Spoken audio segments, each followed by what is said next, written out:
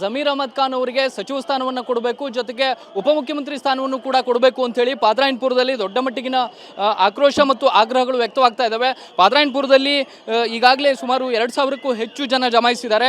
ಜಮೀರ್ ಅಹಮದ್ ಖಾನ್ ಅವರಿಗೆ ಹೆಚ್ಚಿನ ಉನ್ನತವಾದಂತಹ ಸ್ಥಾನವನ್ನು ಕೊಡಬೇಕು, ಸಚಿವ ಸಂಪುಟ ಸ್ಥಾನಮಾನವನ್ನು ಕೊಡಬೇಕು, ಜೊತೆಗೆ ಉಪಮುಖ್ಯಮಂತ್ರಿ ಸ್ಥಾನವನ್ನು ಕೂಡ ಕೊಡಬೇಕು ಅನ್ನುವಂತಹ ಆಗ್ರಹ ವ್ಯಕ್ತವಾಗ್ತಾ ಇದೆ.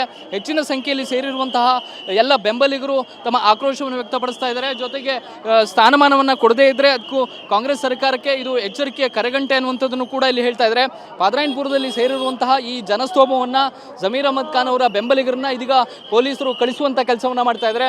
ಏಕೆಂದರೆ ಸಹಜವಾಗಿ ಫ್ರೀಡಂ ಪಾರ್ಕನ್ನು ಹೊರತುಪಡಿಸಿದ್ರೆ ಎಲ್ಲಿಯೂ ಕೂಡ ಈ ರೀತಿಯ ಪ್ರತಿಭಟನೆಗಳಿಗೆ ನೇರವಾದಂಥ ಅವಕಾಶ ಇಲ್ಲ. ಈ ಕಾರಣಕ್ಕೋಸ್ಕರ ಪ್ರತಿಭಟನೆಯ ಬದಲಾಗಿ ನೀವು ಆಗ್ರಹವನ್ನು ಫ್ರೀಡಂ ಪಾರ್ಕ್ನಲ್ಲಿ ಹೋಗಿ ಮಾಡಿ ಅನ್ನುವಂಥದ್ದು ಇದೀಗ ಪೊಲೀಸರು ಹೇಳ್ತಾ ಇರುವಂಥದ್ದು. ಕ್ಯಾಮ್ರಾ ಪರ್ಸನ್ ವಿನೋದ್ ಅವರು ಅದನ್ನ ತೋರಿಸ್ತಾರೆ. ಎಷ್ಟಿನ ಸಂಖ್ಯೆಯಲ್ಲಿ ಜನ ಸೇರಿದ್ದಾರೆ ಅಂತಂದ್ರೆ ಪೊಲೀಸರಿಗೂ ಕೂಡ ಇದನ್ನ ಕಂಟ್ರೋಲ್ ಮಾಡುವಂಥದ್ದು ಒಂದು ರೀತಿಯ ಹರಸಾಹಸ ಅಂದ್ರೂ ಕೂಡ ತಪ್ಪಾಗ್ಲಿಕ್ಕಿಲ್ಲ. ಜಮೀರ್ ಅಹಮದ್ ಖಾನ್ ಅವರು ಮೊದಲ ಕ್ಯಾಬಿನೆಟ್ನಲ್ಲಿಯೇ ಸ್ಥಾನವನ್ನು ಪಡಿತಾರೆ ಅನ್ನುವಂತಹ ನಿರೀಕ್ಷೆಯನ್ನು ಇಟ್ಕೊಳ್ಳಲಾಗಿತ್ತು. ಆದರೆ ಈ ರೀತಿಯ ನಿರೀಕ್ಷೆಗಳೆಲ್ಲವೂ ಕೂಡ ಇದೀಗ ಬುಡಮೇಲಾಗಿದೆ. ಯಾವುದೇ ಕಾರಣಕ್ಕೂ ಕೂಡ ಮುಂದಿನ ಕ್ಯಾಬಿನೆಟ್ ರಚನೆಯ ಸಂದರ್ಭದಲ್ಲಾದರೂ ಕೂಡ ಅವರಿಗೆ ಅವಕಾಶ ಮಿಸ್ ಆಗಬಾರ್ದು ಅನ್ನುವಂಥದ್ದು ಅವರ ಬೆಂಬಲಿಗರು ಮತ್ತು ಕಾರ್ಯಕರ್ತರು ಹೇಳ್ತಾ ಇರುವಂತಹ ಮಾತು. ಪಾದರಾಯನಪುರ ಹೇಳಿಕೆಯಲ್ಲಿ ಜಮೀರ್ ಅಹಮದ್ ಖಾನ್ ಅವರ ಕ್ಷೇತ್ರದ ವ್ಯಾಪ್ತಿಗೆ ಬರುವಂತಹ ಒಂದು ವಾರ್ಡ್ ಆಗುತ್ತೆ.